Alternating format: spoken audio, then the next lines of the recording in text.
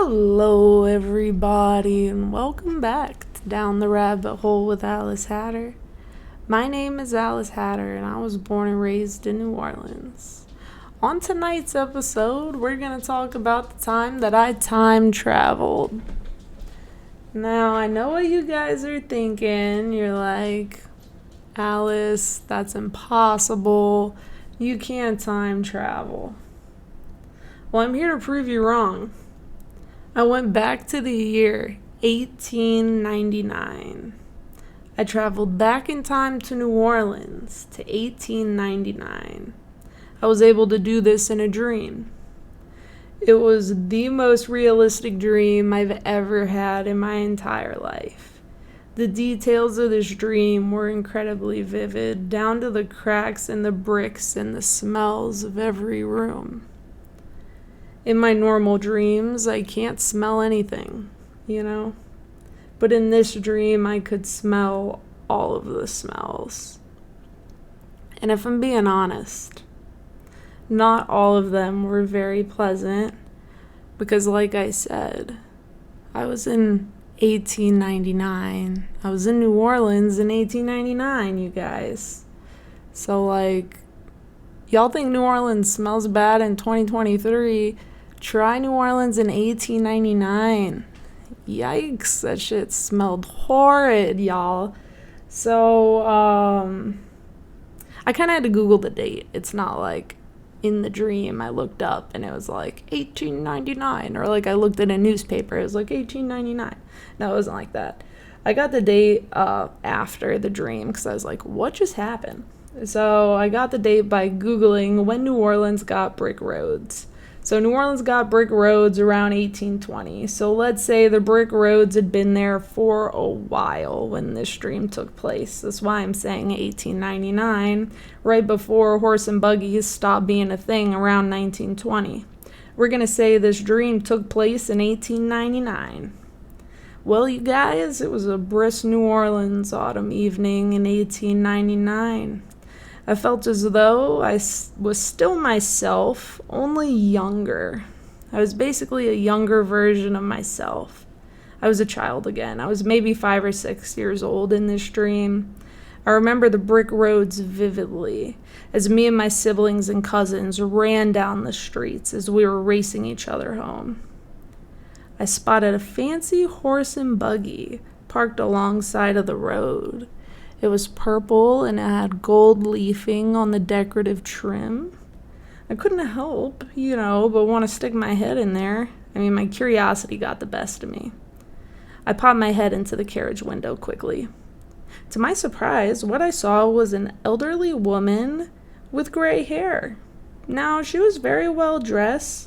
She appeared to be someone of importance by the brooches and gems she was wearing, on her outfit and throughout her hair. Her hair was pulled up tightly. It was really beautiful. She was obviously a lady of elegance and class. But what quickly grabbed my attention was an adorable baby dog sitting on top of a purple velvet pillow on her lap. He was the most adorable puppy I'd ever seen in my life. He was not a dirty mutt, or he wasn't like a dirty dog that I was used to seeing on the streets. This guy was really cute and really clean looking, and I just never seen a dog like it. I just remember this overwhelming feeling of oh my gosh, what is that? That's the cutest thing I ever seen. He was gray and tan and tiny. He could just fit on her lap on a pillow. He was the tiniest, cutest baby dog I'd ever seen in my whole life. My 5-year-old self kept staring into the buggy. I couldn't help but want one so badly. It was the cutest thing I'd ever seen. Then I heard one of my brothers call my name. He distracted me from the puppy as I turned and saw they were nearly halfway down the block already without me. I wondered how long I'd been spying on the older lady and her puppy. All I knew was I wanted one of those puppies more than anything. It was the most adorable thing I'd ever seen. I took one last look at the baby Yorkie before running to catch up with my cousins and siblings. When I finally was able to catch up with them, we were not too far from home We walked maybe a block before entering this tall, half brick, half wood home. My cousin opened the door of the house and we all went in and, to start making supper in the kitchen. I remember the ceilings were very tall. There were some brick walls, but there were also some wood near the ceiling. It was an old and archaic looking house. The brick walls were almost falling apart. Some of them even looked like half the walls had been beaten down. When you looked up to the ceiling, you would see wooden pillars running horizontally from wall to wall. So maybe some kind of support going on, It was dimly lit, mostly by candlelight. I saw my grandmother as I moved towards the back of the house. As I got closer to the back of the house, near my grandmother, I got a whiff of an unknown rancid odor. The closer I got to her, the more it stank. Man, it smelled like rotting meat. There was also a hint of rotting, fruity undertones. My grandma came in for a hug. She pressed her dirty apron up against me. Now I had flour all over me. As she hugged me, it forced me to look up. As I looked up, I became confused with what I saw. All I could see was the bottom of a man's dress shoe. I jumped back from hugging my grandma. I just needed to get another view from a different angle. From this new angle, I could see a grown man wearing a nice suit, hanging from one of the pillars that ran horizontally across the ceiling. He was just hanging there with a rope around his neck. He wouldn't have been floating in the air, He would have been floating in the air if it hadn't been for the rope around his neck. He was just, floating there with a rope around his neck. I asked my Grammy, I was like, Grammy, what is that? And she replied gently, "Oh, honey, don't look at that, dear. Go run along and play. You know your cousin's making supper." This woman spoke just like my grandmother Odessa. She had a soft voice, gentle as a lamb, old and shaky too. It comforted me after seeing the decomposing body. That was the last time I ever heard her voice. It was real nice to hear it one last time. She would always say things to me like that growing up. She would say, "Oh, honey, don't worry about all that, dear."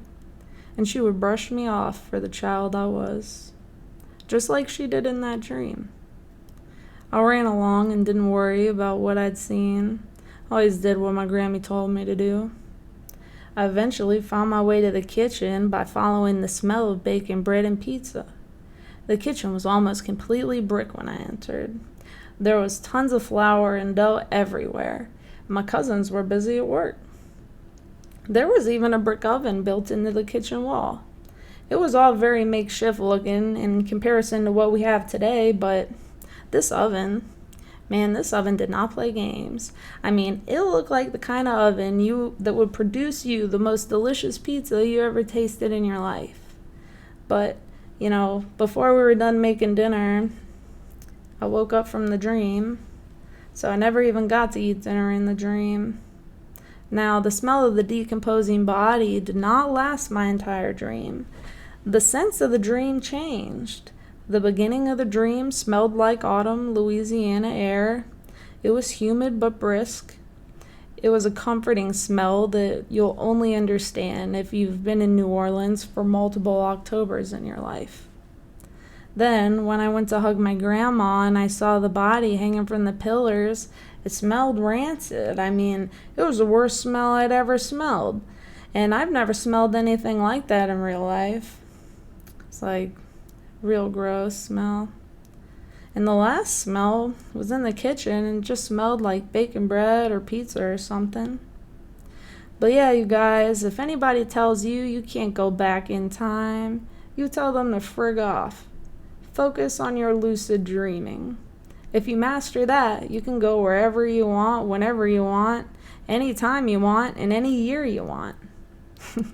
I'm just playing, y'all. I didn't try to go back to 1899. It just happened to me one night. I was in the middle of a big life transition, and when I go through those, I dream like crazy. But, I believe if you want something bad enough, you can make anything happen. I mean, life is crazy, and crazy shit happens every day. So wake up every day, embrace life, do what makes you happy.